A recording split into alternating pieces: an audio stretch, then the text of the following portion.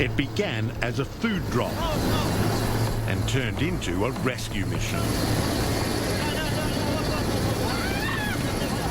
This has been one chaotic aid distribution. As CNN correspondent Ivan Watson and his crew got their first glimpse of the Yazidi people stranded on Mount Sinjar in northern Iraq, they suddenly found themselves witness to a scramble for survival. We made a second pass where we came down. Here they come! They're just hurling themselves into the helicopter. At that point, it was just insanity. Just people piling in, screaming, running for their lives to get on this helicopter. And they were frightened. They were horrified, and that was like a punch to the gut. I can't describe to you how relieved people are right now. The just shock and the chaos of that moment. But we've got little Aziza here. She's not happy because she says her father got left behind. I couldn't get my eyes off of Aziza because she just looked so innocent and just this kind of picture of innocence, and shouldn't be in this position. It's just not right. She had this face of panic and sheer horror. Those things will never leave you. Aziza, frightened and confused. The little girl's tears beg for answers. How did she end up on the top of this mountain? Where was her family? And for the thousands of families trying to escape massacre, how had it come to this?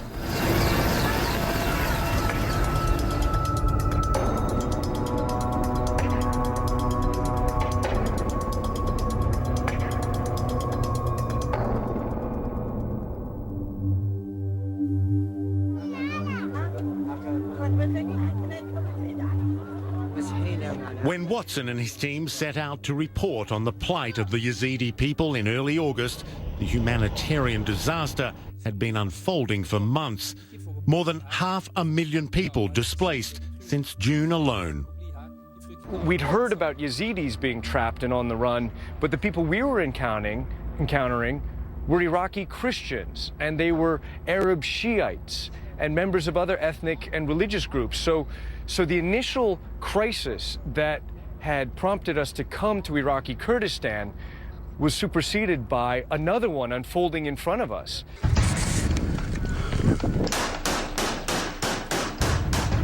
Iraq is being ripped apart by Islamic militants trying to set up an Islamic State. Known as ISIS, they are invading Iraq from the north, killing anyone in their path who doesn't comply with their severe brand of Islam. The Yazidis are an ancient religious sect with its own set of beliefs about God. They fled to the mountains in northern Iraq, praying ISIS wouldn't follow. There was a piece of video that came out from on top of Sinjar Mountain from the Furat news agency. And it was really, I think, the first sort of awakening we had. It was a bunch of kids on top of the mountain, and they were crying and wailing, and it was just a horrific video. And I think that really sort of set things in motion that we need to get there, but it was logistically a difficult thing to do. We landed in a city that was very much on edge, and then I pieced together in the days that followed that the leadership of that city feared that it would fall that night. People were actually running for the mountains as we were picking up our suitcases and our equipment off of the luggage carousel. All along the journey, signs of people fleeing for their lives. And it was an eerie sight to see just these rows of scores of tents. They're on this sunburnt plain, and they were all just empty. It's an eerie feeling to see that empty no man's land, and to recognize that the people who triggered that exodus are only a couple miles away from where you're standing.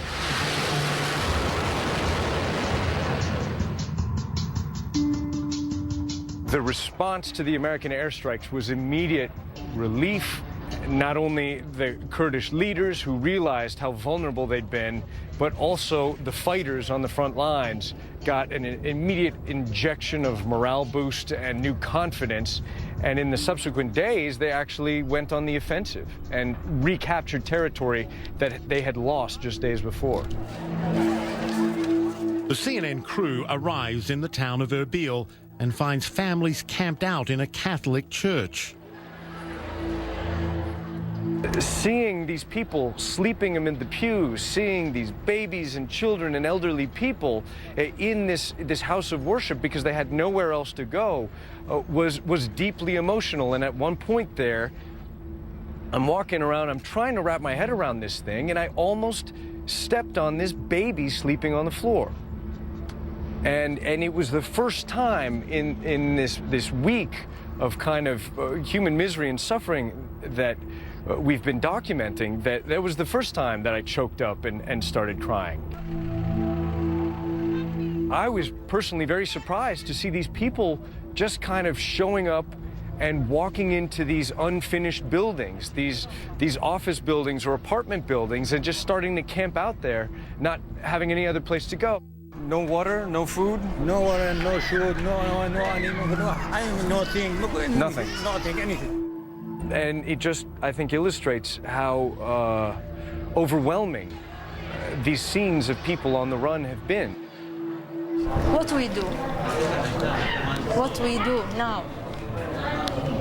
We want solution to this problem, please.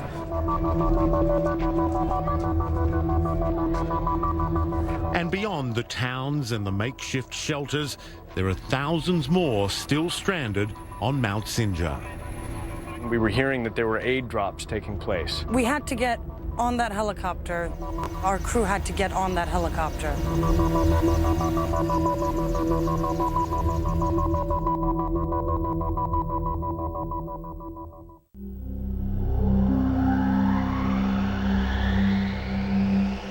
For days, CNN correspondent Ivan Watson and his team had been hearing about a humanitarian crisis unfolding on a mountaintop in northern Iraq, near the city of Sinjar. When ISIS moved in, the civilians moved out and up to Sinjar Mountain. Little water, even less food. It was a crisis the team needed to see for themselves. I'd been offered two ways to try to go see the Yazidis trapped on Mount Sinjar. One was to cross the border into Syria and come back into Iraq and then hike for miles to Mount Sinjar and then hike up the mountain. The other was to perhaps try to get some kind of a helicopter to the mountain. We were hearing that there were aid drops taking place. It was sort of the only way to get on top of this Masada-like mountaintop that the Yazidis were in, and you know, it was surrounded by ISIS.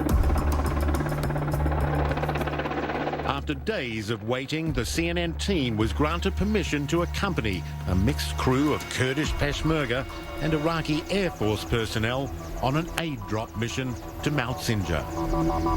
I knew that this was a dangerous trip, but I thought that going to see what was taking place was worth that risk.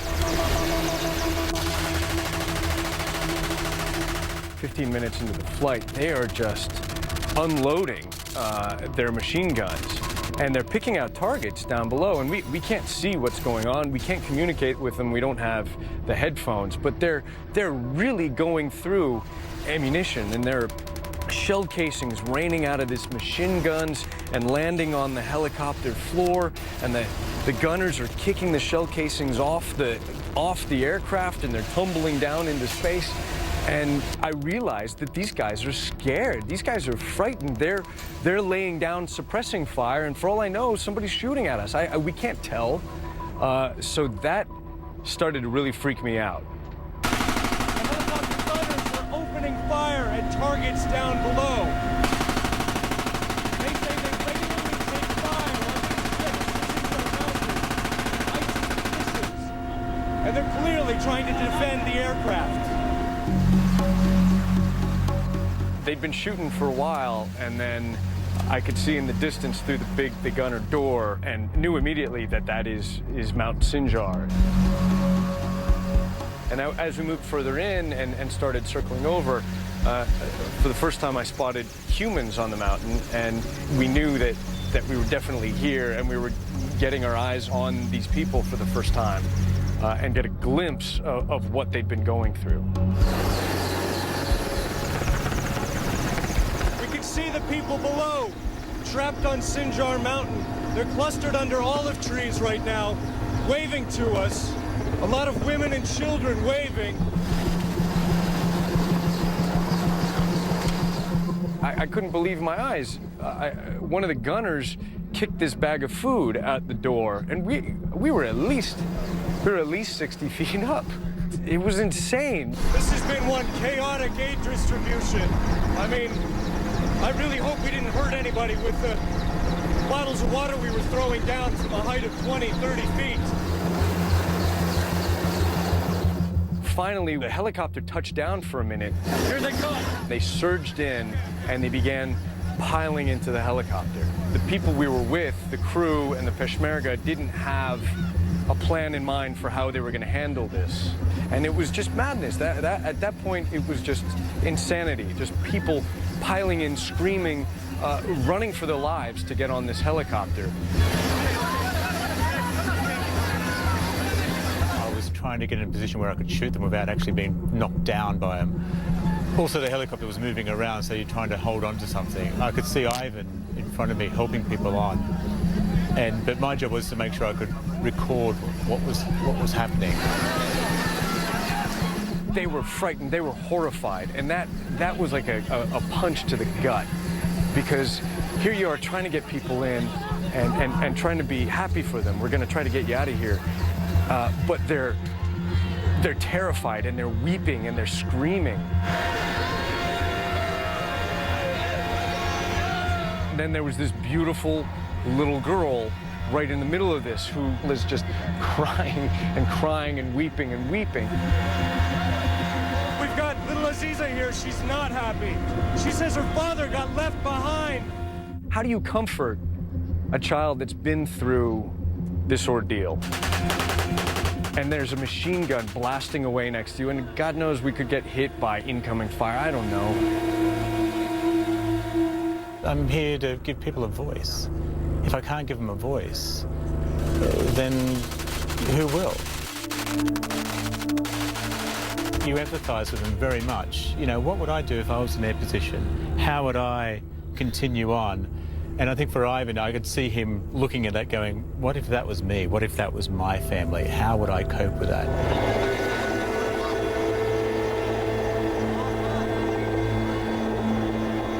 We landed, and that was a tremendous relief. And the people started coming out of the helicopter. I went up and I talked to Aziza and Dunya's older brother, and I kind of spoke a little bit more, and I exchanged phone numbers with him. And they were getting loaded up onto a bus. When I said goodbye, I said, we're going to stay in touch. All of us felt so drained by the ordeal. Everybody in our team has been around the block a few times, but none of us had experienced anything quite like this before. Getting off that flight, the guys knew that this was a family that they immediately cared for deeply. It wasn't a decision made on any intellectual level. It was just like, well, we're going to go and we're going to follow the girl in the purple.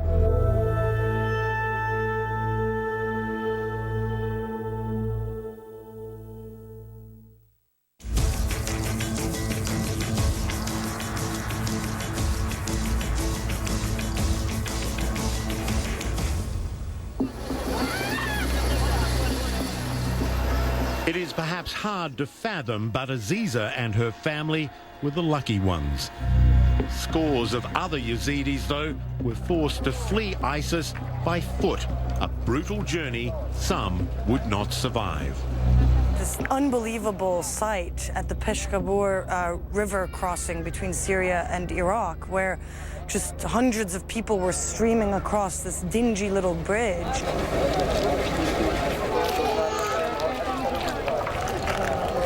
It was just kind of this silent kind of procession of very sad and very tired people. We've been watching a stream of desperate families carrying little more than the clothes on their backs, walking. Some of these people... I was about to do a live report with the crowd shuffling past, and some reunion happened there. Some young, thin man with a beard, I think, saw his family. Oh, this is beautiful.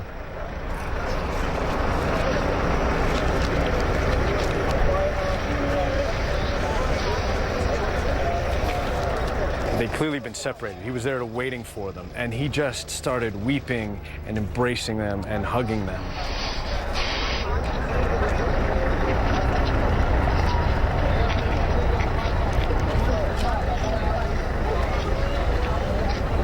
I don't know. I just kind of kept crying over and over again.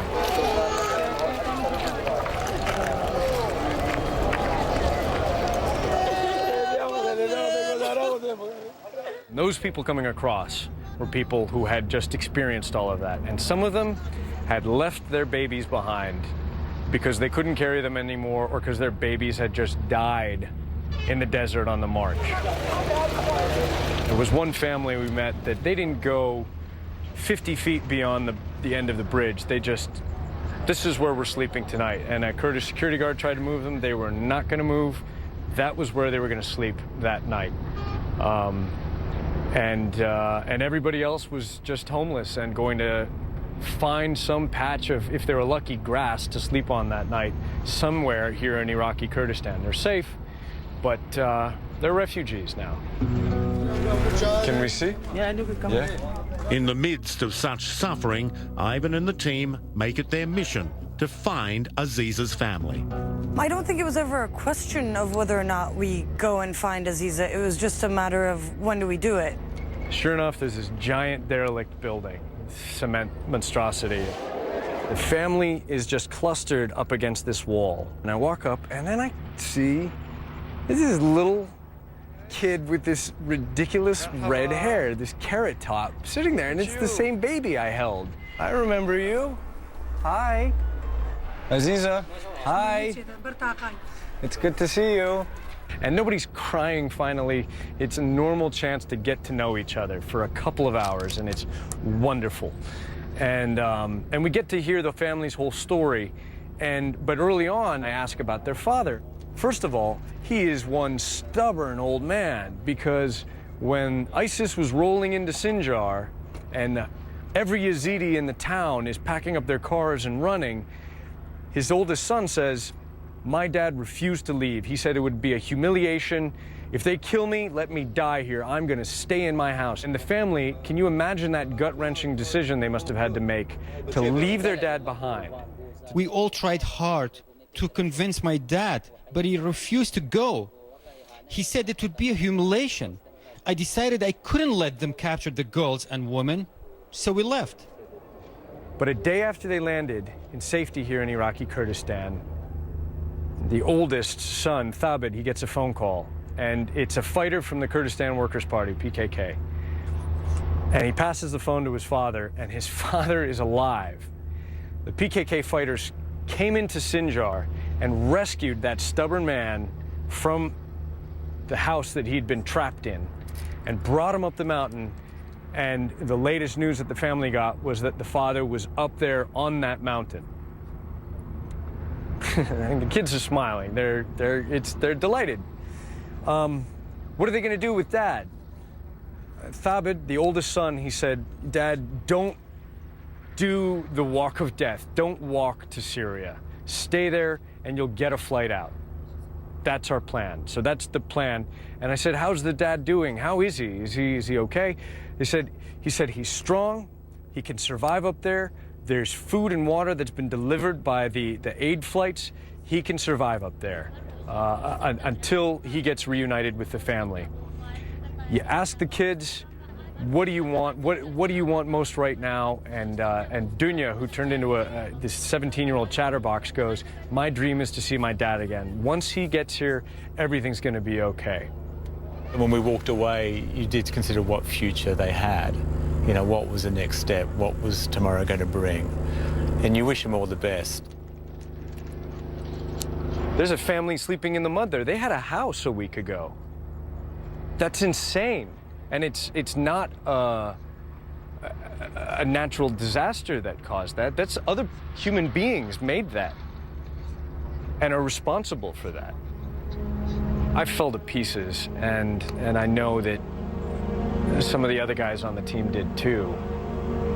It was just, it doesn't get easier. It just gets worse because you know that these people are going to have a terrible, probably, not just couple of months, but couple of years. And you know that that's what's in store for them. And it's just so awful.